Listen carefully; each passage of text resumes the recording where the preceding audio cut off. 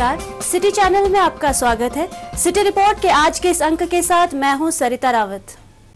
जिला मंडी के उपमंडल गौहर के अंतर्गत राजकीय वरिष्ठ माध्यमिक पाठशाला गौहर के प्रांगण में एक कार्यशाला का आयोजन किया गया, जिसकी अध्यक्षता एसडीएम दिलेराम धीमान ने की। इस कार्यशाला में विभिन्न विभागों के अधिकारियों, स्कूली बच्चों तथा अध्यापकों के अलावा उपमंडल स्तरीय डिजास्टर मैनेजमेंट यूनिट भी मौजूद रही। कार्यशाला में उपमंडलीय भौगोलिक परिस्थितियों को देखते हुए विभिन्न कठिन परिस्थितियों में बचाव कार्य के गुर सिखाए गए। उपमंडल गौहर के अंतर्गत राजकीय वरिष्ठ माध्यमिक पाठशाला गौहर के प्रांगण में एसडीएम दिलेराम धीमान की अध्यक्षता में एक कार्यशाला का आयोजन किया गया, जिसमें सभी विभागों के अधिकारियों, स्कूली बच्चों तथा अध्यापकों के साथ उपमंडल स्तरीय डिजास्टर मैनेजमेंट यूनिट भी मौजूद रही।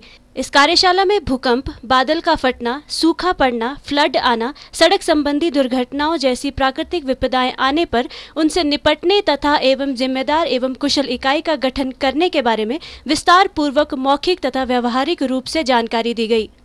एसडीएम दिलेराम धीमान ने लोक निर्माण विभाग व सिंचाई एवं जन स्वास्थ्य विभाग के अधिकारियों को निर्देश दिए कि वे भविष्य में आने वाली प्राकृतिक विपदाओं से निपटने के लिए जेसीबी, टैंकरों व अन्य वाहनों के नंबर तथा ड्राइवरों के नामों की सूचियां प्रेषित करें, ताकि तत्काल उनकी सेवा आपातकाल स्थिति के दौरान ली जा सके। डिजास्टर मैनेजमेंट जो राहत कार्यों की उसके लिए उसकी राहत जो हमारी प्राकृतिक आपदाएं आती है उनके लिए जो एक सप्ताह मनाया जा रहा है, उसकी एक बैठक जो उपमंडल स्तर पर रखी गई थी। उसमें विभिन्न विभागों के अधिकारियों, आईपीएच, पीडब्ल्यूडी, मेडिकल, पुलिस और होमगार्ड, स्थानीय स्कूल के प्रिंसिपल और स्थानीय डिग्री कॉलेज के प्रतिनिधियों ने भाग लिया। इसमें जो भी हमारी इस तरह की जो आपदाएं होती हैं, प्राकृतिक आपदाएं, उन पर विशेष चर्चा की गई कि इस सब डिवीजन में, इस क्षेत्र में किस तरह की आपदाएं आ सकती हैं और उनको निपटने के लिए क्या क्या हमें कार्रवाई करनी है, किस तरह से हमें तैयारी करनी है। तो उस पर विस्तृत चर्चा करी गई। सभी विभागों ने अपने बारे में पूरा जो उनके पास इस तरह के आपदाओं से निपटने के लिए जो भी इक्विपमेंट, जो भी उनकी तैयारियां, उनके बारे में बताया और एक इसके बारे में पूरा डाटा बेस्ड एक रिपोर्ट तैयार की जाएगी, ताकि वो कभी भी इस तरह के आपदाओं को निपटने में तुरंत कार्रवाई किया जाए। सिटी चैनल के लिए मंडी से हरीश चौहान की रिपोर्ट। मनाली स्थित राजकीय वरिष्ठ माध्यमिक पाठशाला में एनएसएस द्वारा आयोजित 5 दिवसीय शिविर के तीसरे दिन राष्ट्रीय सेवा योजना के छात्रों ने मनु महाराज के गांव मनाली में सफाई अभियान चलाकर स्वच्छता का संदेश दिया। इस शिविर में जिला मंडी व कुल्लू के लगभग 500 प्रतिभागी भाग ले रहे हैं। मनाली की राजकीय वरिष्ठ माध्यमिक पाठशाला में इन दिनों 5 दिवसीय एनएसएस शिविर का आयोजन किया जा रहा है। इस शिविर के तीसरे दिन एनएसएस के छात्रों ने मनाली के गांव में साफ सफाई की और पर्यावरण स्वच्छता का संदेश दिया। इस 5 दिवसीय शिविर में मंडी व कुल्लू जिला के लगभग 550 प्रतिभागी भाग ले रहे हैं। इन प्रतिभागियों द्वारा मनाली के आसपास के क्षेत्रों की साफ सफाई की जा रही है। वहीं जागरूकता रैलियों के माध्यम से भी लोगों को स्वच्छता का संदेश दिया जा रहा है। इस शिविर के दौरान विभिन्न विषयों के वक्ताओं द्वारा प्रतिभागियों को समाज सेवा की भावना के साथ साथ ज्ञान की बातें भी सिखाई जा रही है। मनाली एनएसएस कार्यक्रम अधिकारी धर्मचंद ठाकुर ने कहा कि इस कार्यक्रम में बच्चों में देश प्रेम की भावना जागृत की जा रही है। राष्ट्रीय सेवा योजना का राज्य स्तरीय युवा नेतृत्व शिविर 16 तारीख से आरंभ हुआ है और ये 20 तारीख तक चलेगा। इसमें मंडी जिला, कुल्लू जिला और लाहौल स्पीति जिला के 450 स्वयंसेवी इसमें पार्टिसिपेट कर रहे हैं और ये राज्य स्तरीय युवा नेतृत्व शिविर युवा सेवाएं एवं खेल मंत्रालय भारत सरकार के सौजन्य से चल रहा है। और इसमें जो राष्ट्रीय सेवा योजना का जो मुख्य उद्देश्य है वो स्वयंसेवियों के व्यक्तित्व का चहुमुखी विकास करना है। समुदाय के बीच में जाकर वहाँ की जो कम्युनिटी है उन लोगों के साथ मिलजुल कर काम करके व्यक्तित्व का विकास करना जो है विद्यार्थियों के, ये राष्ट्रीय सेवा योजना का मुख्य उद्देश्य है। सिटी चैनल के लिए मनाली से शिवराम राणा की रिपोर्ट। कांग्रेस प्रदेशाध्यक्ष सुखविंदर सिंह सुक्खू का लोक निर्माण विभाग विश्राम गृह बासा गौहर में पहुंचने पर कांग्रेस कार्यकर्ताओं द्वारा बैंड बाजों तथा ढोल नगाड़ों के साथ भव्य स्वागत किया गया। पार्टी की मजबूती के लिए चलाए गए इस अभियान के दौरान नाचन के सैकड़ों कार्यकर्ताओं ने विभिन्न समस्याओं को मौखिक व लिखित रूप में प्रदेशाध्यक्ष के समक्ष रखा। पार्टी की मजबूती के लिए चलाए गए अभियान के अंतर्गत कांग्रेस के प्रदेशाध्यक्ष सुखविंदर सिंह सुक्खू स्वराज तथा नाचन विधानसभा क्षेत्र पहुंचे। इस मौके पर प्रदेशाध्यक्ष सुखविंदर सिंह सुक्खू ने कार्यकर्ताओं को संबोधित करते हुए कहा कि आज पार्टी को उनके कार्यकर्ताओं को नहीं भूलना चाहिए, क्योंकि आज जो भी नेता कांग्रेस पार्टी में उच्च पदों पर है वो सब कार्यकर्ताओं की मेहनत का ही फल है।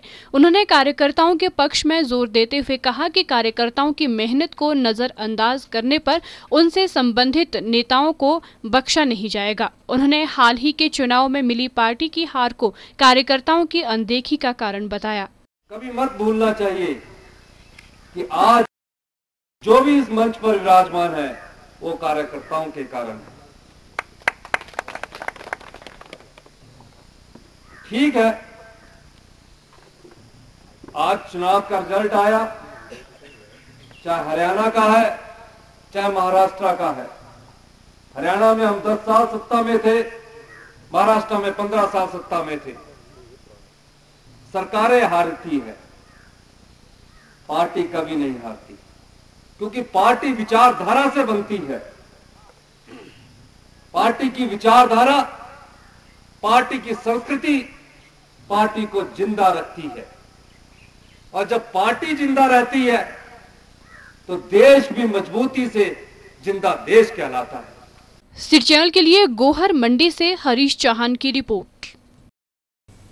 पूरे देश में राष्ट्रीय स्तर पर आपदा से निपटने के लिए सरकार द्वारा विभिन्न कार्यक्रमों का आयोजन किया जा रहा है। इसी कड़ी में राजकीय boys senior secondary school Noorpur में स्कूली छात्रों को आपदा से निपटने के लिए एक मॉक ड्रिल करवाई गई, जिसमें छात्रों को आपदा से निपटने के बारे में जानकारी दी गई। जिला कांगड़ा के नूरपुर स्थित बॉयज सीनियर सेकेंडरी स्कूल में छात्रों को आपदा से निपटने के प्रति जागरूक करने के लिए एक मॉक ड्रिल का आयोजन किया गया। इस मॉक ड्रिल में छात्रों को आपदा से निपटने के बारे में जानकारी दी गई और बताया गया कि यदि किसी भी समय कोई भूकंप या ऐसी कोई आपदा आती है तो अपने आप को व अपने सहयोगी साथियों को किस तरह से बचाना है। इस मौके पर बच्चों को आपदा से निपटने के गुर व प्राथमिक चिकित्सा के बारे में भी जानकारी प्रदान की गई। स्कूल के प्रिंसिपल विजय गुप्ता ने बताया कि स्कूल प्रशासन द्वारा समय समय पर बच्चों को आपदा से निपटने के लिए इस तरह के कार्यक्रम आयोजित किए जाते हैं। उन्होंने बताया कि इस मौके पर छात्रों को प्राथमिक चिकित्सा के बारे में भी जानकारी प्रदान की गई। आज हमने बच्चों को डिजास्टर पर मॉक ड्रिल करवाई है। तो ये हमने पहले भी 3-4 बार मॉक ड्रिल करवाई है। भूकंप के बारे में, जहाँ और भी कोई डिजास्टर होता है तो बच्चों ने कैसे अपनी सेफ्टी करनी है। तो आज आपके सामने हमने सभी को इनको बच्चों को बताया कि कैसे अंदर से डेस्कों बस्ते लेकर बाहर आना है इन्होंने और अपनी ग्राउंड में इकट्ठे होना है। तो इसकी मॉक ड्रिल आगे भी हम करवाते रहेंगे और इससे पहले भी हमने कई बार मॉक ड्रिल करवाई है। जहाँ हमें मॉक ड्रिल में जिस तरह से बताया जाता है कि कैसे बचना है और कैसे अपने साथियों को बाहर निकालना है और कैसे हम इससे सुरक्षित रह सकते हैं और भूकंप से कैसे हम बच सकते हैं और अपनी सुरक्षा हम कैसे कर सकते हैं और अपने दोस्तों को भी कैसे बचा सकते हैं। सिटी चैनल के लिए नूरपुर से अजय गुलेरी की रिपोर्ट। जिला नूरपुर में आबकारी एवं कराधान विभाग द्वारा त्योहारों के सीजन के दौरान कर चोरी रोकने के उद्देश्य से एक विशेष अभियान चलाया जा रहा है, जिसके चलते नूरपुर में विभिन्न टीमों का गठन किया गया है और इन टीमों द्वारा जगह जगह छापेमारी कर कार्रवाई अमल में लाई जा रही है। आबकारी एवं कराधान विभाग द्वारा छापेमारी के लिए तैयार की गई टीमों द्वारा गत एक सप्ताह में लग्जरी टैक्स के तहत पंजीकृत और बिना पंजीकृत होटलों और गेस्ट हाउसों में अनियमितताओं के चलते छापेमारी के दौरान नूरपुर और डमटाल की गठित टीमों द्वारा 1,05,000 रुपए का जुर्माना वसूला गया और नूरपुर में उन 6 होटलों और गेस्ट हाउसों पर भी जुर्माना लगाया गया जो पंजीकृत नहीं है।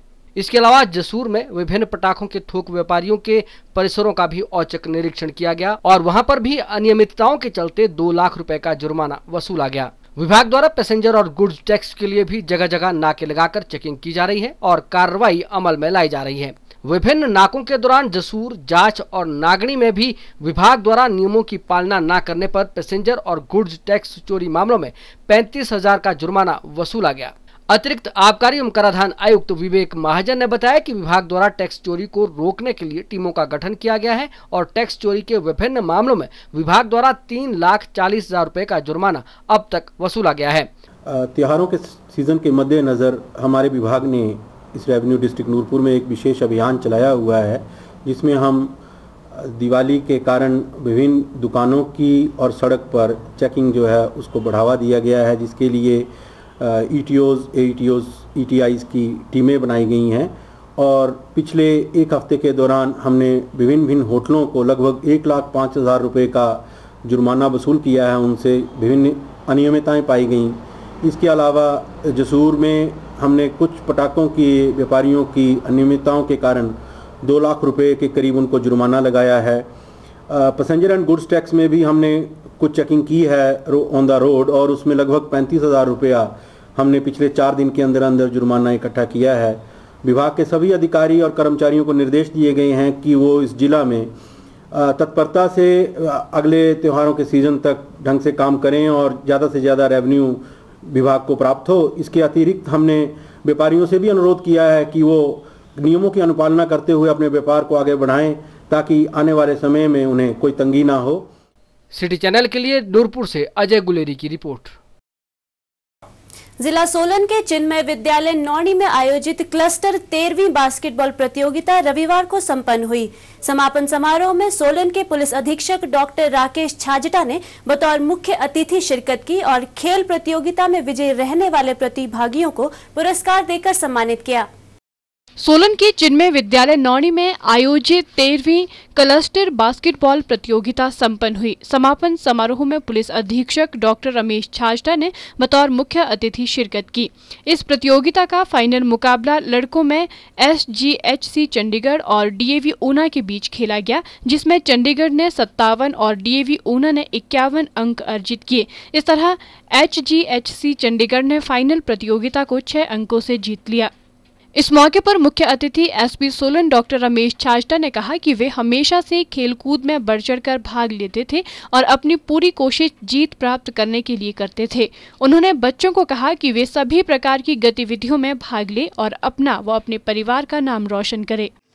I am always eager to be part of the sports and other youth related activities as and when I get an opportunity. I always try that I should make it and learn few new things from such events. I congratulate the winners of this cluster, and at the same time I want to put on record my sincere thanks to all the participants. प्रतियोगिता की विजेता team के कप्तान ने कहा कि उन्हें पहाड़ी क्षेत्र में खेलकर काफी अच्छा लगा और मैच जीतने के लिए टीम को कड़ी मेहनत करनी पड़ी। उन्होंने युवाओं से आह्वान किया कि वे अपने आप को किसी न किसी खेल में व्यस्त रखें ताकि बुरी आदतों से दूर रह सके। जीतने में हमें सबसे बड़ी मुश्किल थी कि हम प्लेन इलाके से आए हैं या पहाड़ी इलाके में सांस की प्रॉब्लम आ जाती है थोड़ी बहुत, बट फिर भी हम उस कठिनाई से उभर के आए और हमने एंड वाले क्वार्टर में ये मैच जीता। बहुत ही अच्छा मैच था क्योंकि सामने वाली टीम भी बहुत अच्छी थी, वो भी फाइनल में पहुंची, उन्होंने भी बहुत अच्छा किया और पर हमारा थोड़ा सा एडवांटेज थी हाइट की और इस वजह से आज हम विजेता बने हैं। आज हम इस मैच को जीत गए हैं। हम इस जीत का श्रेय अपने कोच साहब को देते हैं, अब मिस्टर अमरजीत सिंह जो कि चंडीगढ़ के सबसे बढ़िया कोच हैं। वो आज हमारे साथ नहीं है, अगर वो होते तो हम ज़्यादा पॉइंट से उनको हरा सकते थे। गोवर के लिए जो खेलते हैं उनके लिए यही संदेश है कि अपनी प्रैक्टिस करें, रोज़ाना करें, 2 टाइम करें, 1 टाइम नहीं। सुबह भी बहुत ज़रूरी है, आधे प्लेयर सुबह प्रैक्टिस नहीं करते, ये बहुत ही गलत बात है। सुबह भी करें, शाम भी करें, अपनी प्रैक्टिस करें और मेहनत से आगे जाएँ, किसी शॉर्टकट का इस्तेमाल ना ही करें। सिटी चैनल के लिए सोलन से दयाराम कश्यप के साथ सोम मेहता की रिपोर्ट। हिमाचल प्रदेश को देवभूमि कहा जाता है और यहाँ के लोगों की भी देवी देवताओं में अटूट आस्था है। साथ ही समय समय पर कई धार्मिक अनुष्ठान भी यहाँ आयोजित किए जाते हैं। शनिवार को शिमला के चमियाणा में गौ क्रांति मंच व जागरण मंडल भट्टा कुफर चमियाणा द्वारा 13वां विशाल भगवती जागरण का आयोजन किया गया। इस मौके पर कुसुम्पटी विधानसभा क्षेत्र के विधायक अनिरुद्ध सिंह ने भी मां के द्वार में अपनी हाजिरी लगाई। हिमाचल प्रदेश देवी देवताओं की धरती होने से यहाँ के लोगों की भी देवीय आस्था अटूट है। यहाँ पर समय समय पर कई धार्मिक अनुष्ठान आयोजित किए जाते हैं, जिसमें लोग बढ़ चढ़कर भाग लेते हैं। शनिवार को शिमला के भट्टाकुफर चमियाणा में गौ क्रांति मंच व जागरण मंडल भट्टाकुफर चमियाणा द्वारा माता के विशाल जागरण का आयोजन किया गया। 13वें विशाल भगवती जागरण में श्री श्री मां शारदे संकीर्तन मंडल के सदस्यों ने माता की मनमोहक भजनों से सभी को भक्ति रस में डुबो दिया। इस मौके पर लोगों ने भारी संख्या में उपस्थिति दर्ज कर मां की महिमा का गुणगान किया। वहीं कसुम्पटी विधानसभा क्षेत्र के विधायक अनिरुद्ध सिंह ने भी अपनी उपस्थिति दर्ज कर मां के द्वार में अपनी हाजिरी लगाकर मां का आशीर्वाद प्राप्त किया।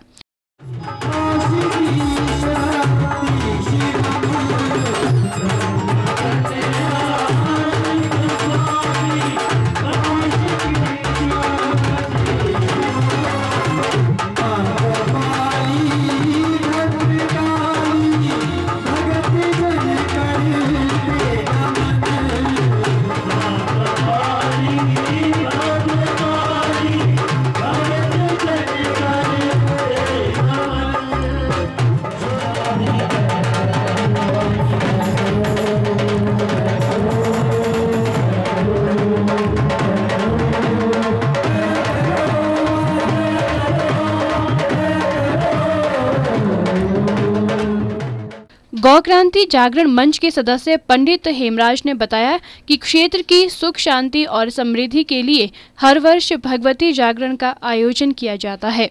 चमियाणा भट्टाकुफरी की ओर से ये जो जागरण करवाया जाता है, ये प्रति वर्ष सभी लोगों को एकत्रित करके आपस में भाईचारा बनाने के लिए तथा इस क्षेत्र में विघ्न बाधाओं को दूर करने के लिए शांतिपूर्ण ढंग से इस क्षेत्र में पूरे वर्ष के लिए इस माध्यम को जोड़ा गया है और सभी लोग बढ़ चढ़ के इस कार्यक्रम में भाग लेते हैं, दान देते हैं।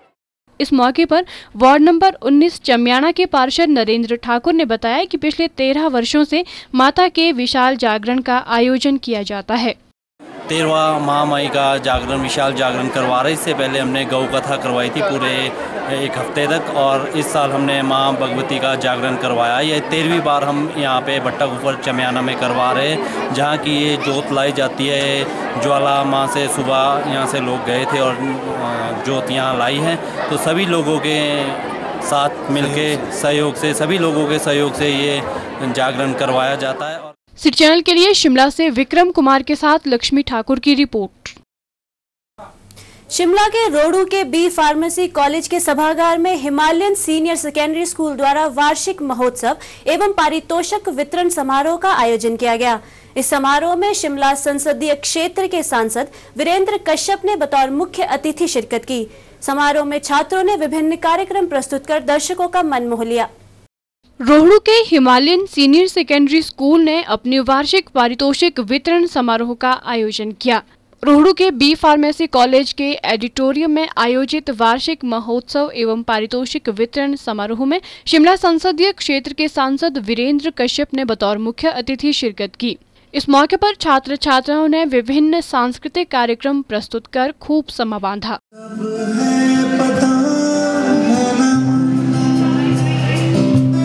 तुझे सब है पता मेरी माँ,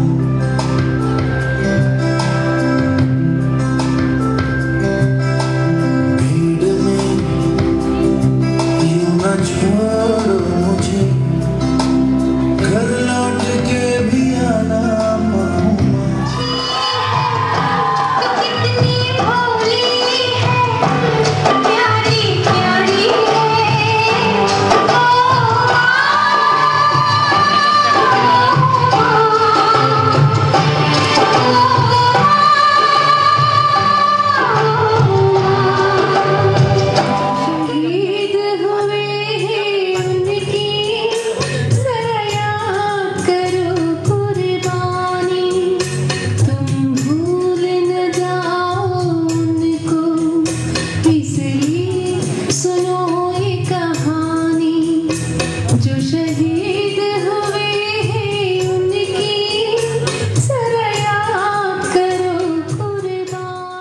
स्कूल के प्रधानाचार्य दिनेश शर्मा ने स्कूल की वार्षिक रिपोर्ट पढ़ी। मुख्य अतिथि ने वर्ष भर विभिन्न गतिविधियों में अव्वल रहे छात्र छात्राओं को सम्मानित किया। वहीं इस मौके पर उन्होंने विद्यार्थियों द्वारा प्रस्तुत कार्यक्रम की भी सराहना की।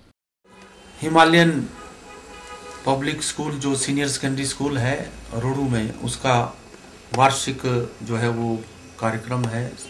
उसके लिए मैं अपनी तरफ से स्कूल के जो मैनेजमेंट है, वहाँ के प्राध्यापक अध्यापकगण हैं और ख़ास करके बच्चों को और उनके जो अभिभावक हैं उनको बहुत बहुत शुभकामनाएं देता हूँ कि इस वार्षिक उत्सव पर जिस तरह से बच्चों ने अपने साल भर की तैयारियाँ की हैं, आने वाले दिनों में वो अपनी परफॉर्मेंस अच्छी और ज़्यादा अच्छी करेंगे, ऐसा मेरा मानना है। और यहाँ के हमारे जो प्रिंसिपल हैं और जो इसके व्यवस्थापक हैं और संस्थापक कहूँगा, श्री दिनेश शर्मा जी, उमेश शर्मा जी, इन सबको मैं अपनी बहुत बहुत शुभकामनाएं।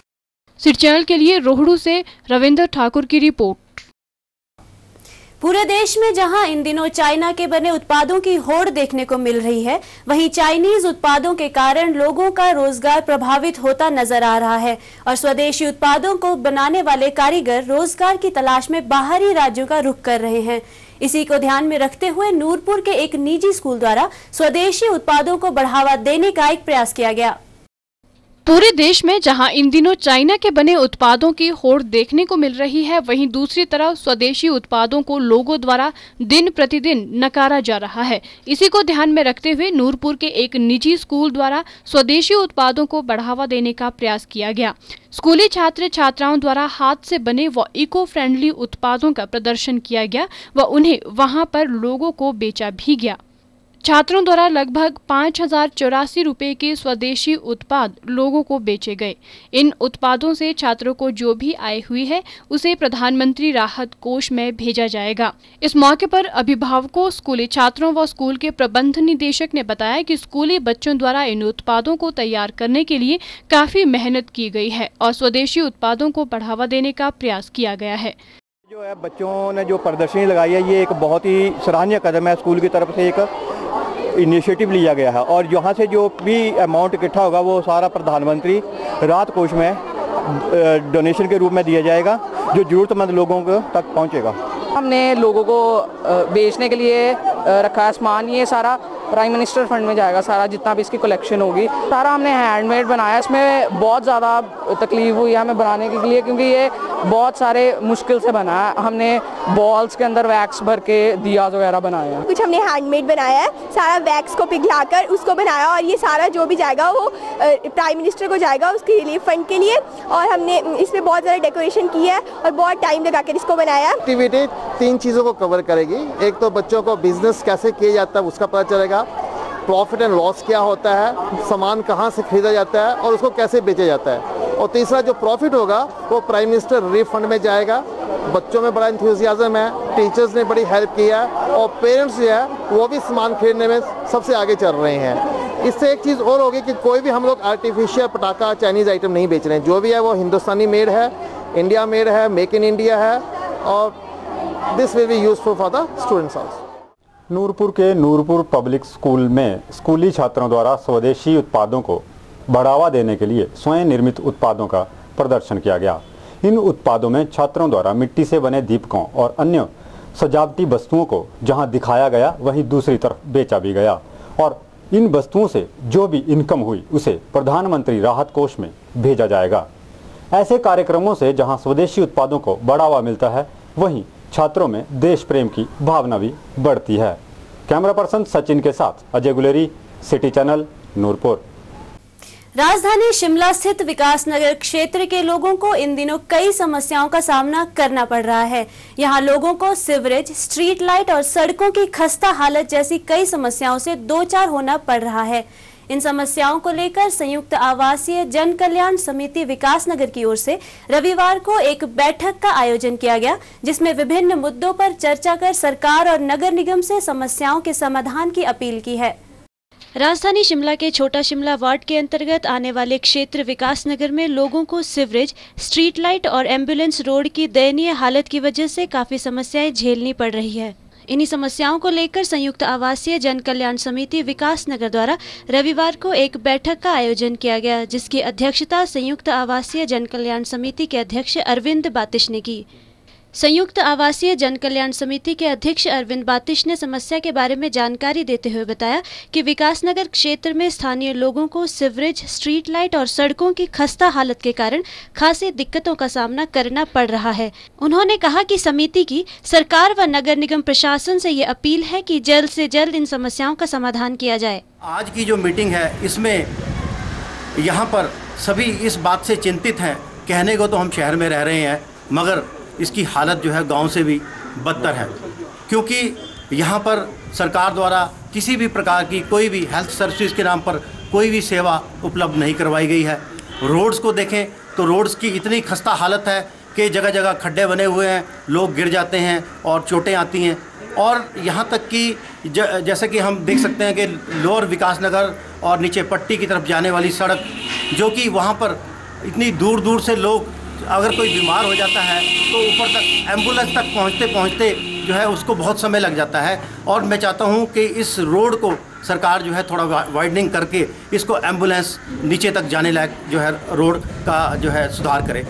और यहाँ पर हर तरीके की स्ट्रीट लाइट की और सीवरेज की और किसी भी तरह की जो है यहाँ पर प्रॉपर सुविधाएं अभी तक, आज इतने साल हो गए एमसी एरिया में इस एरिया को मर्ज किए हुए, कोई भी सुविधाएं अभी तक भी उपलब्ध नहीं है। मैं तो चाहूँगा कि इस क्षेत्र को जो है स्लम एरिया डिक्लेयर किया जाए, और स्लम एरिया डिक्लेयर करने के बाद ताकि सरकार की इस तरफ नज़र पड़े और यहाँ के लोगों की समस्याओं को सुलझाने के लिए सरकार कुछ प्रयास करे। सिटी चैनल के लिए शिमला से विक्रम कुमार के साथ सरिता रावत की report. Kasauli international public school Sanwara द्वारा 8वां वार्षिक समारोह कसौली के समीप स्थित स्कूल परिसर में आयोजित किया गया। इस समारोह में हिमाचल लोक सेवा आयोग के सदस्य राजेंद्र सिंह नेगी ने बतौर मुख्य अतिथि शिरकत की। कार्यक्रम में स्कूली बच्चों द्वारा रंगारंग सांस्कृतिक कार्यक्रम प्रस्तुत किए गए।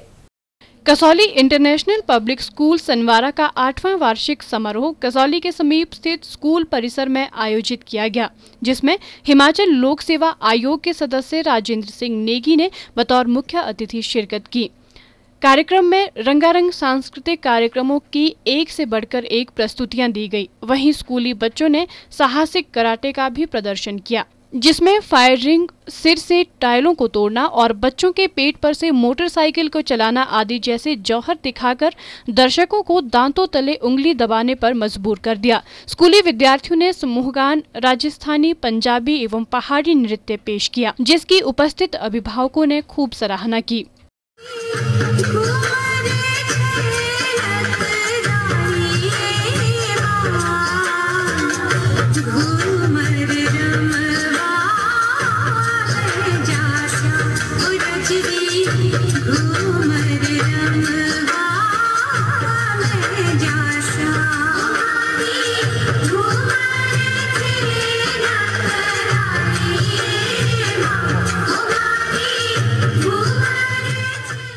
स्कूल के निदेशक हीरा सिंह ठाकुर ने कहा कि स्कूल अपना 8वां स्थापना दिवस मना रहा है।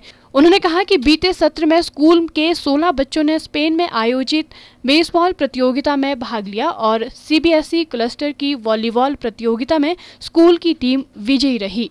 ठाकुर ने कहा कि स्कूल के 3 छात्रों ने 90% से अधिक अंक हासिल कर स्कूल के साथ साथ प्रदेश का नाम रोशन किया है।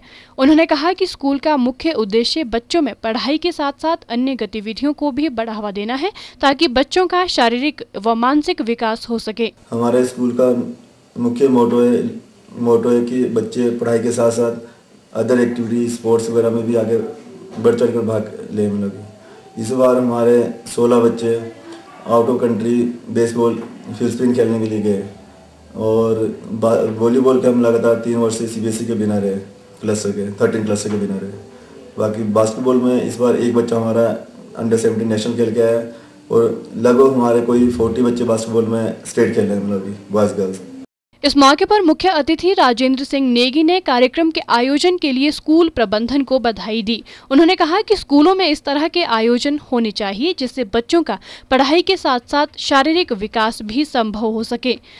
मैं अपने आप को गौरवान्वित आभास करता हूं कि मुझे आज इस जो इन्फेंसी स्टेज पर एक इंस्टीट्यूशन है उसके 8वें वार्षिक समारोह में भाग लेने का अवसर इनके प्रबंध निदेशक महोदय द्वारा प्रदान किया गया। इनकी जो अभी तक मैंने प्रस्तुतियाँ देखी उससे इन शिक्षा संस्थान की जो कार्य प्रणाली है राजस्थान उसकी झलक मिलती है। मैं अपनी शुभकामनाएं देता हूँ कि ये ग्रामीण क्षेत्र का युवक जिसने कि एक इनिशिएटिव लिया क्षेत्र में एक बोर्डिंग स्कूल खोलने का, इनको मैं अपनी शुभकामनाएं देता हूँ। सिटी चैनल के लिए सोलन से दयाराम कश्यप के साथ सोम मेहता की रिपोर्ट। शिमला के ऐतिहासिक बिशप कॉटन स्कूल के मैदान में रविवार से जिला हॉकी शिमला द्वारा पहली अखिल भारतीय शिमला गोल्ड प्रतियोगिता आयोजित की जा रही है। 19 अक्टूबर से 21 अक्टूबर तक चलने वाली इस हॉकी प्रतियोगिता का शुभारंभ हिमाचल प्रदेश के सिंचाई एवं जन स्वास्थ्य मंत्री विद्या स्टोक्स ने किया। इस हॉकी प्रतियोगिता में नॉर्थ जोन की 8 टीमें भाग ले रही हैं। शिमला जिला हॉकी द्वारा शिमला के ऐतिहासिक बिशप कॉटन स्कूल के मैदान में पहली अखिल भारतीय शिमला गोल्ड प्रतियोगिता का आयोजन किया जा रहा है, जिसका शुभारंभ हिमाचल प्रदेश की सिंचाई एवं जन स्वास्थ्य मंत्री विद्या स्टोक्स ने किया। इस प्रतियोगिता में 1966 अटलांटा ओलंपिक भारत की ओर से हॉकी प्रतियोगिता में खेले संजीव कुमार भी विशेष रूप से उपस्थित हुए। इस मौके पर विद्या स्टोक्स ने कहा कि उपस्थित सभी टीमों के हॉकी खिलाड़ी हॉकी को खेल की भावना से खेले ताकि देश और प्रदेश में युवा वर्ग उनके खेल को देखकर हॉकी खेलने की ओर आकर्षित हो सके। उन्होंने कहा कि सभी खिलाड़ी देश और प्रदेश की शान है और ये खेलें हमारे देश का नाम रोशन कर रही है। विद्या स्टोक्स ने कहा कि हिमाचल प्रदेश में हॉकी के खेल मैदानों की कमी होने के कारण यहाँ पर हॉकी का विस्तार उम्मीद से बहुत ही कम हुआ है। उन्होंने बीसीएस स्कूल प्रबंधन की खेल मैदानों की देखरेख और उनका रखरखाव सही ढंग से करने के लिए प्रशंसा की। विद्या स्टोक्स ने जिला हॉकी संघ की सराहना करते हुए कहा कि जिला हॉकी संघ द्वारा पहली बार प्रदेश में पुरुषों की अखिल भारतीय शिमला गोल्ड कप प्रतियोगिता करवाना एक सराहनीय कार्य है। इस दौरान उन्होंने जिला हॉकी संघ को अपनी निधि से 1,50,000 रुपए देने की भी घोषणा की। खुशी है कि हमारे यहाँ के जितनी भी टीम है, यहाँ पे जो प्लेयर्स नहीं है, कुछ प्लेयर है, ये सब ये सोच रहे हैं कि हम लोग को हॉकी को कैसे जिंदा रखना है। हमारी भी बहुत कोशिश थी, पर हमने कोशिश किया था कि अपना हाई पावर का जो यहाँ का बनाया इसमें चलारू में, वहाँ पे हमने टीम लोग के लिए, कोचेज़ के लिए सबका इंतज़ाम किया ताकि हमारे बच्चे वहाँ आए, ट्रेनिंग करें, पर उनको ज़्यादा टाइम नहीं मिलता बेचारों को, कोई कहीं का है, कोई कहीं का। अभी आपके सब टीमें जो यहाँ आई, उससे हमको बड़ा गौरव हुआ कि इतनी दूर दूर की टीमें आई और खेलने के लिए। पिछले लास्ट ईयर भी हमने ये 2 जगह हमने टूर्नामेंट का करा, आपके जो हमारा ये हॉर्टिकल्चर यूनिवर्सिटी है उसमें भी किया था और सोलन में भी किया था। हम चाहते हैं जितना ज़्यादा से ज़्यादा हॉकी खेलेंगे उतना अच्छा है। हम ये नहीं कहते कि और खेल ना खेलो, खेलो तो सही है और इसको जरूरी है। जिला हॉकी संघ के अध्यक्ष नरेश शर्मा ने प्रतियोगिता के बारे में जानकारी देते हुए कहा कि इस तरह की ये हिमाचल में पहली प्रतियोगिता है। उन्होंने कहा कि प्रतियोगिता आयोजित करने का मुख्य उद्देश्य युवाओं की खेलों में भागीदारी सुनिश्चित करना और हॉकी के प्रति रुचि पैदा करना है ताकि वे नशे और अन्य बुराइयों से दूर रह सके और उनका शारीरिक और मानसिक विकास हो सके। न केवल शिमला में अपितु हिमाचल में ये पहली बार हो रहा है। ये first all India Shimla gold cup hockey है टूर्नामेंट, फर्स्ट टाइम हो रहा है और इसका जो मतलब एक अपने आप में ये है, इसमें आज हमारे मध्य में हिंदुस्तान के ओलंपिक प्लेयर श्री संजीव कुमार जी इस टूर्नामेंट में भाग ले रहे हैं, एक हमारे गेस्ट ऑफ ऑनर के उसमें। तो ये हमारे आप में अपने आप में एक बहुत बड़ी अचीवमेंट। ये टीमें लगभग 8 टीमें इसमें भाग ले रही है। ये टूर्नामेंट हमारा 3 दिन चलेगा, नॉकआउट बेस पे ये टूर्नामेंट चल रहा है। सिटी चैनल के लिए शिमला से राजेंद्र काली और अनीश चौहान के साथ लक्ष्मी ठाकुर की रिपोर्ट। गद्दी समुदाय की समृद्ध संस्कृति एवं व्यवहारिक धरोहर की अभिव्यक्ति को सजीव रखने के लिए भावी पीढ़ी का योगदान अत्यंत महत्वपूर्ण है। वन एवं मत्स्य पालन मंत्री ठाकुर सिंह भरमौरी ने रविवार को हिमाचल गद्दी समुदाय विकास समिति शिमला द्वारा कालीबाड़ी हॉल में आयोजित सांस्कृतिक समारोह में अपने संबोधन में ये बात कही।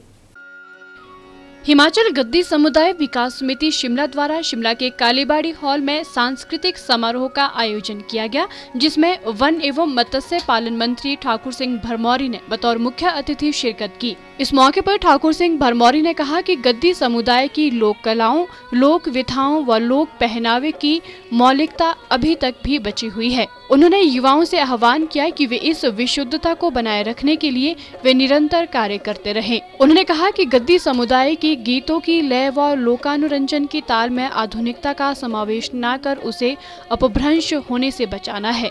यही आज के कार्यक्रम का संदेश है। उन्होंने प्रथम वार्षिक समारोह के आयोजकों को इस पहल के लिए बधाई दी।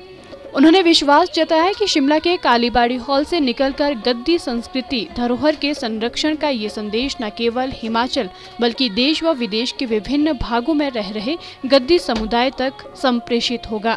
बहुत महत्वपूर्ण कार्यक्रम है क्योंकि हमारा कल्चर जो है वो जिंदा रहना चाहिए और सारे प्रदेश का और सारे हिंदुस्तान का जो कल्चर है वो जिंदा रहना चाहिए। हमारी अपनी अपनी अलग अलग भाषा है, अलग अलग कल्चर है, उस ढंग से ये मेंटेन वेशभूषा सारा जो है वो सारे डिस्ट्रिक्ट वाइज या सब डिवीज़न वाइज जैसे जैसे है वो मेंटेन रहना चाहिए। तो ये तो बहुत महत्वपूर्ण कार्यक्रम जो शुरू कर रखा है, इसके लिए मैं इनको बधाई देता हूँ। इन लोगों को बहुत अच्छी बात है। इस अवसर पर हिमाचल प्रदेश गद्दी समुदाय विकास समिति के अध्यक्ष रूमेल सिंह ने बताया कि समिति का ये पहला प्रयास है। उन्होंने कहा कि इस संदेश को विस्तार प्रदान करने के लिए गद्दी समुदाय के लोगों में समन्वय स्थापित करने के लिए निरंतर कार्य किए जाएंगे। उन्होंने कहा कि गद्दी समुदाय से संबंधित कला, साहित्य व अन्य परंपराओं के संरक्षण व संवर्धन के लिए इस मंच की स्थापना की गई है, जिसे भविष्य में भी जारी रखा जाएगा। मकसद तो मुख्य मकसद इसका ये है कि हम लोग जो है अपनी जो पुरानी पुरातन संस्कृति है उसका लोगों के समक्ष उसका हम एक्सपोज करना चाहते हैं कि हमारी जो पुरानी संस्कृति है वो जीवित रहे, क्योंकि वो भरमौर, चंबा और जो भी कांगड़ा की गद्दी एक समृद्ध संस्कृति रखते हैं, तो वो धीरे धीरे विलुप्त होती जा रही है। तो गद्दी समुदाय समिति ने ये निर्णय लिया कि हम यहाँ वार्षिक समारोह आयोजित करके लोगों में उसकी अपनी संस्कृति को प्रस्तुत करें और लोगों में इसको जागरूक किया जाए। सिटी चैनल के लिए शिमला से राजेंद्र काली के साथ अनीश चौहान की रिपोर्ट। हरियाणा और महाराष्ट्र के चुनाव में भाजपा की हुई जीत पर सोलन भाजपा के कार्यकर्ताओं में खुशी की लहर देखने को मिली। सोलन भाजपा कार्यकर्ताओं ने माल रोड पर लड्डू बांटे और ढोल की थाप पर नाचते हुए सभी को बधाई दी। हरियाणा और महाराष्ट्र के चुनाव में भाजपा की हुई जीत पर सोलन में भाजपा कार्यकर्ताओं में खुशी की लहर देखने को मिली। इस मौके पर सोलन जिला भाजपा उपाध्यक्ष पवन गुप्ता ने कहा कि आज हर तरफ मोदी की लहर है और 2 राज्यों के परिणाम ने ये साबित कर दिया है कि आज पूरा भारत नरेंद्र मोदी को चाहता है और उनका दीवाना हो चुका है। उन्होंने कहा कि लोग जान चुके हैं कि भारत का विकास केवल मोदी के नेतृत्व वाली सरकार ही कर सकती है। महाराष्ट्र व हरियाणा के चुनाव के नतीजे भारतीय जनता पार्टी के लिए उत्साहवर्धक आए हैं और इसके लिए हमारे सम्माननीय प्रधानमंत्री नरेंद्र मोदी जी और राष्ट्रीय अध्यक्ष अमित शाह जी को मैं बहुत बहुत बधाई देता हूं कि उन्हीं के करिश्माई चुनाव प्रचार और उनका जो रणनीति और जो उनकी नीतियां हैं उनको जनता ने बहुत पसंद किया है और इसी को लेके हम 4 से 52 और महाराष्ट्र में भी हम काफ़ी आगे बढ़े हैं। आने वाले समय में और भी प्रदेशों में जहां चुनाव होंगे और जहां जहां से कांग्रेस की सरकारें हैं वहां पे कांग्रेस को उखाड़ कर ये जनता फेंक देगी। सिटी चैनल के लिए सोलन से दयाराम कश्यप के साथ सोम मेहता की रिपोर्ट। सोलन के साईं मंदिर शामती में साईं सेवा समिति द्वारा साईं बाबा का समाधि दिवस बड़ी ही धूमधाम से मनाया गया और सोलन शहर सहित आसपास के क्षेत्रों के सैकड़ों श्रद्धालु हिस्सा लेने पहुंचे। इस मौके पर शानदार भजन संध्या का भी आयोजन किया गया, जिसमें भजन सम्राट सुरेंद्र सक्सेना ने एक से बढ़कर एक साईं भजनों की प्रस्तुतियां देकर उपस्थित साईं भक्तों को नाचने पर मजबूर कर दिया। सोलन के शामती स्थित साईं मंदिर में साईं सेवा समिति द्वारा साईं बाबा का समाधि दिवस धूमधाम के साथ मनाया गया। इस मौके पर सोलन शहर सहित आसपास के क्षेत्रों के सैकड़ों श्रद्धालुओं ने भाग लिया। इस मौके पर सुबह 6 बजे से लेकर रात 11 बजे तक भंडारे का आयोजन किया गया। साईं सेवा समिति के प्रधान सुरेश शर्मा ने गरीब बच्चों को कपड़े और अन्य जरूरत का सामान भी वितरित किया।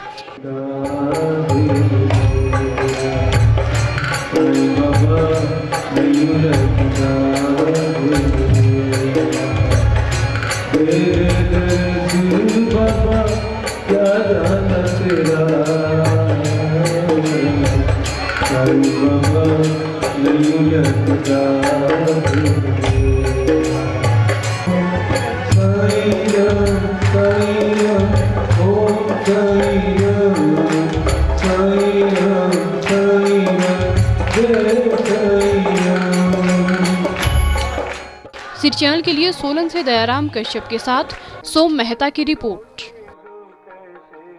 हिमाचल प्रदेश पैरा टीचर संघ अपनी नियमितीकरण की मांग काफी समय से कर रहा है। अपनी मांगों को लेकर रविवार को शिमला के पंचायत भवन में पैरा टीचर संघ ने एक बैठक का आयोजन किया, जिसमें प्रदेश भर से आए पैरा टीचर्स ने भाग लिया। बैठक में पैरा टीचर्स ने नियमितीकरण को लेकर चर्चा की। हिमाचल प्रदेश पैरा टीचर संघ ने रविवार को शिमला के पंचायत भवन में एक बैठक का आयोजन किया, जिसमें पैरा टीचर्स की नियमितीकरण की मांग को लेकर चर्चा की गई। इस मौके पर प्रदेश भर से पैरा टीचर्स उपस्थित रहे। हिमाचल प्रदेश पैरा टीचर संघ के राज्याध्यक्ष चितरंजन महंत ने बताया कि सरकार ने 13 जुलाई 2013 को 10 वर्ष का कार्यकाल पूरा कर चुके पैरा टीचर्स को नियमित करने का फैसला लिया था, लेकिन अभी तक उन्हें नियमित नहीं किया गया। उन्होंने कहा कि अन्य विभागों में 7 साल के बाद दिहाड़ीदारों को भी नियमित किया जा रहा है, लेकिन पैरा टीचर्स के साथ भेदभाव किया जा रहा है। राज्याध्यक्ष ने कहा कि वो एक बार फिर से अपनी मांग को मुख्यमंत्री के समक्ष रखेंगे और उन्हें उम्मीद है कि मुख्यमंत्री उनकी मांग को पूरा करेंगे। आयोजित करने का जो हमारा मुख्य कारण है वो है 31 जुलाई 2013 को सरकार ने हमें 10 वर्ष पूरा करने वाले पैरा टीचर्स को नियमित करने का फैसला कैबिनेट में लिया था। उसके बाद एक साल से भी ज़्यादा वक्फा गुजर चुका है और हम अभी तक रेगुलर नहीं हुए हैं, जबकि दूसरे डिपार्टमेंट्स में कोई दिहाड़ीदार है वो 7 साल में हो रहे हैं और डिपार्टमेंट्स हैं उसमें जो है सभी एक सुचारू रूप से नियमितीकरण की प्रक्रिया चल रही है। हमें रेगुलर करने में इतनी देर क्यों? इसलिए हम आज इस मुद्दे को लेकर यहाँ पर एकत्रित हुए हैं और एक सॉल्यूशन पर, एक हल पर हम पहुँचेंगे और आदरणीय मुख्यमंत्री से उनके निवास स्थान पर मिलने जाएंगे मीटिंग के पश्चात। अगर सरकार चाहे तो हमें कभी भी रेगुलर किया जा सकता है। ये सब कुछ हम मुख्यमंत्री जी से उम्मीद लगाए बैठे हैं कि हमें नियमितीकरण का तोहफा जल्दी मिले, शीघ्र, इसमें अति और विलम्ब ना हो। सिटी चैनल के लिए शिमला से विक्रम कुमार के साथ लक्ष्मी ठाकुर की रिपोर्ट। राजधानी शिमला के इंदिरा गांधी खेल परिसर में आयोजित जिला स्तरीय live power master badminton championship रविवार को संपन्न हुई। समापन समारोह की अध्यक्षता हिमाचल प्रदेश पर्यटन विकास निगम के उपाध्यक्ष हरीश जनार्था ने की और विजेताओं को पुरस्कार भी दिया। इस प्रतियोगिता में शिमला जिले के विभिन्न हिस्सों से आए लगभग 70 खिलाड़ियों ने अपना बेहतर प्रदर्शन किया। शिमला के इंदिरा गांधी खेल परिसर में आयोजित जिला स्तरीय द्वितीय पावर मास्टर बैडमिंटन चैंपियनशिप संपन्न हो गई। समापन समारोह की अध्यक्षता हिमाचल प्रदेश पर्यटन विकास निगम के उपाध्यक्ष हरीश जनार्था ने की। इस प्रतियोगिता में 35 वर्ष के आयु वर्ग में विकास सूद एकल के चैंपियन रहे। वहीं 35 वर्ष के ही आयु वर्ग में डबल मुकाबलों में ज्ञान ठाकुर और ईश्वर सिंह कटारिया की जोड़ी विजयी रही। 40 वर्ष आयु वर्ग के मुकाबले में विकास सूद विजयी रहे, जबकि 45 वर्ष के आयु वर्ग में चंद्रशेखर तुर्की चैंपियन बने। 50 वर्ष के आयु वर्ग में कमल तुर्की विजयी रहे। 55 वर्ष आयु वर्ग के मुकाबले में कमल किशोर विजयी रहे। वहीं 60 वर्ष के आयु वर्ग मुकाबले में जेपी भट्ट चैंपियन बने। इस मौके पर प्रदेश पर्यटन विकास निगम के उपाध्यक्ष हरीश जनार्था ने कहा कि प्रदेश सरकार खेलों को बढ़ावा देने के लिए प्रयासरत है, ताकि प्रदेश के युवा राष्ट्रीय और अंतर्राष्ट्रीय स्तर पर अपना नाम रोशन कर सके। मतलब हम चाहते हैं कि ये रिपीटेडली हो और मैं सबसे पहले मुबारकबाद देना चाहता हूँ डिस्ट्रिक्ट शिमला एसोसिएशन के सभी मेंबर्स को और इस बॉडी को, जिन्होंने ये सेकंड मास्टर चैंपियनशिप यहाँ पर ऑर्गेनाइज की है और जिन हालात में इन्होंने की है उसके लिए मतलब मैं बहुत बहुत मुबारकबाद देना प्रॉब्लम्स है यहाँ पे, खास करके इस बैडमिंटन कोर्ट में मैं अभी यहाँ पे देख रहा हूँ कि यहाँ पे सीपेज काफ़ी है पानी के लिए। आई थिंक थोड़ा इसकी तरफ ध्यान देना पड़ेगा और इसको जल्दी से जल्दी रिपेयर करना पड़ेगा। सेकेंडली, जिस तरीके से यहाँ पे पार्टिसिपेट कर रहे हैं लोग, उसका मतलब ये है कि उसमें इस गेम में रुचि काफ़ी है और लोग खेलना चाहते हैं और इसमें पार्टिसिपेट करना चाहते हैं। कैसा मेरे ख्याल में यहाँ पे लगता है कि जो आपकी इंकरेजमेंट जो है, चाहे वो स्टेट गवर्नमेंट की तरफ से है या चाहे प्राइवेट स्पॉन्सर्स की तरफ से, काफ़ी कम है। यही चाहेंगे कि जितने भी स्पोर्ट्स लवर्स हैं और जो आपको इस गेम को प्राइवेटली भी स्पॉन्सर करना चाहते हैं वो आगे बढ़ें, और सरकार की तरफ से मैं श्योर करता हूँ कि जो भी हम प्रयास कर सकते हैं इस गेम को आगे बढ़ाने के लिए हम जरूर करें। शिमला जिला बैडमिंटन एसोसिएशन के सचिव विजय धौटा ने इस मौके पर मुख्य अतिथि हरीश चनार्था और प्रतियोगिता के प्रायोजक लाइव पावर इंडिया के पदाधिकारियों को स्मृति चिन्ह भेंट कर पुरस्कृत किया। इसमें 3 दिन की प्रतियोगिता है, Shimla district master man and women championship. इसमें 17 प्लेयर्स ने पार्टिसिपेट किया, जिसमें वुमेन में पार्टिसिपेट किया। तो ये इसमें जो मैचेस हुए थे, रनर विनर हो गया, अभी हमारे स्टेट में जाएंगे। इस मौके पर मुख्य अतिथि हरीश चनार्था ने विजेता खिलाड़ियों को पुरस्कृत भी किया। सिरचैल के लिए शिमला से राजेंद्र काली के साथ अनीश चौहान की रिपोर्ट। हिमालयन साहित्य एवं संस्कृति मंच द्वारा रविवार को शिमला के बचत भवन में सम्मान समारोह का आयोजन किया गया। इस समारोह में मुख्यमंत्री वीरभद्र सिंह ने बतौर मुख्य अतिथि शिरकत की। समारोह में मुख्यमंत्री द्वारा सुप्रसिद्ध कवि, आलोचक और साहित्यकार श्रीनिवास श्रीकांत को हिंदी साहित्य के प्रोत्साहन और संरक्षण करने के लिए आजीवन उपलब्धि पुरस्कार से सम्मानित किया गया। मुख्यमंत्री वीरभद्र सिंह ने हिमालय साहित्य एवं सांस्कृतिक मंच द्वारा शिमला में आयोजित समारोह में सुप्रसिद्ध कवि, आलोचक और साहित्यकार श्रीनिवास श्रीकांत को हिंदी साहित्य के प्रोत्साहन और संरक्षण के लिए आजीवन उपलब्धि पुरस्कार से सम्मानित किया। मुख्यमंत्री ने इस अवसर पर कहा कि वे इन पुरस्कारों को उन लेखकों, कवियों, इतिहासकारों और साहित्यकारों को समर्पित करते हैं जिन्होंने अपना सारा जीवन भाषाई बाधाओं के बीच साहित्य के संरक्षण और विकास के लिए समर्पित किया है। उन्होंने कहा कि वे लेखकों के बीच आकर प्रसन्नता महसूस कर रहे हैं और जब भी उन्हें समय मिलता है तो वे पुस्तकें पढ़ते हैं। वीरभद्र सिंह ने कहा कि हिमाचल प्रदेश राज्य कला, भाषा एवं संस्कृति एकेडमी ने आशाओं के अनुरूप कार्य नहीं किया है और राज्य सरकार इसकी गवर्निंग बॉडी का पुनर्गठन करेगी और ये सुनिश्चित बनाएगी कि एकेडमी संस्कृत तथा साहित्य के विकास और थिएटर गतिविधियों के विस्तार के लिए सुचारू रूप से कार्य करे।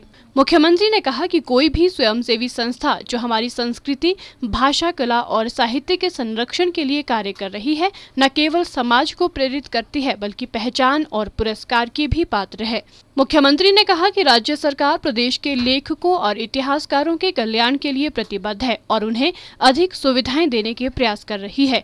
उन्होंने कहा कि भाषा, कला एवं संस्कृति विभाग को हिमाचली लेखकों के साहित्य को उपयुक्त दामों पर खरीदने के निर्देश दिए गए हैं और उन्हें हर संभव सहायता प्रदान करने का आश्वासन दिया है।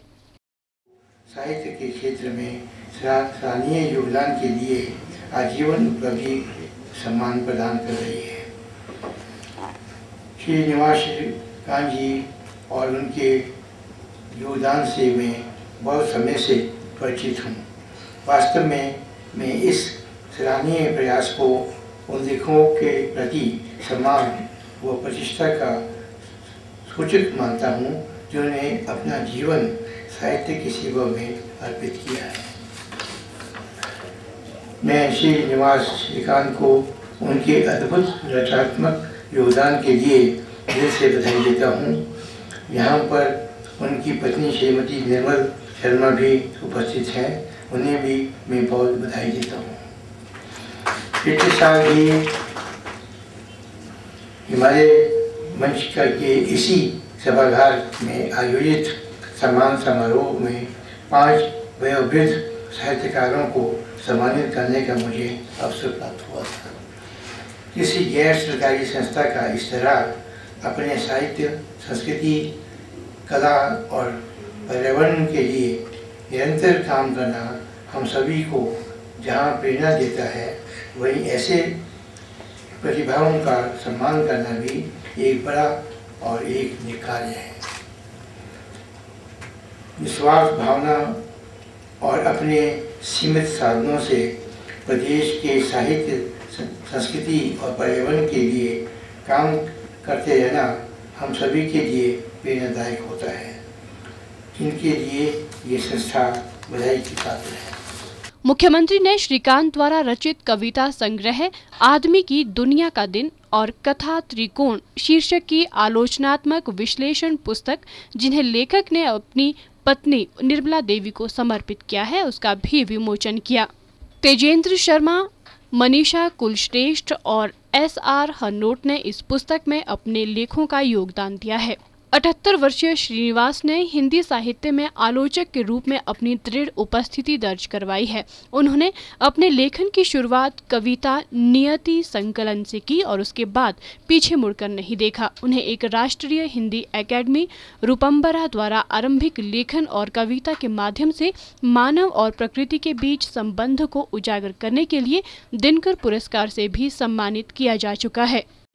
जो क्लासेस पढ़ती हैं लिटरेचर को और कला का अध्ययन, वो सुनती ही हैं, चाहे उनकी संख्या कम हो। तो कभी न कभी मुझे तो ऐसी उम्मीद है कि ऐसा समय आएगा कि आदमी फिर पीछे की ओर लौटेगा। एक कवि के रूप में और एक आलोचक के रूप में समाज को क्या संदेश देना चाहिए? ये होना चाहिए कि जो कुछ आदमी सोच रहा है या लिख रहा है या साधना कर रहा है, उसको समझने वाला भी कोई होना चाहिए, उसको समझाने वाला भी कोई होना चाहिए। तो जब समझाने वाला होगा तो समझेंगे भी लोग, है कि नहीं? तो आलोचक का तो यही काम है कि वो मध्यस्थ आदमी है और जो बात करे वो सही करे, गलत बात ना करे। काटने की ज़रूरत नहीं है, उसको समर्थन भी दो, उसकी अच्छी बातों को ऊपर लाओ। श्रीनिवास श्रीकांत ने इस अवसर पर मानव और प्रकृति के बीच गहन संबंध को अपनी गजलों और कविताओं के माध्यम से श्रोताओं को मंत्रमुग्ध किया। कागज़ी जहाज़ों का जाने कैसा मंजर है, बीच में जज़ीरा है, हर तरफ समंदर है। कागज़ी जहाज़ों का उनके दिल की क्या कहिए, खूबी है रवानी भी, उनके दिल की क्या कहिए, खूबी है रवानी भी, खूबी है रवानी भी। आँख में वो पानी है, हाथ में वो खंजर है, कागज़ी जहाज़ों का। सिटी चैनल के लिए शिमला से राजेंद्र काली के साथ अनीश चौहान की रिपोर्ट। सिटी रिपोर्ट के आज के इस अंक में बस इतना ही। प्रदेश भर की जानकारी के लिए देखते रहिए सिटी चैनल। नमस्कार।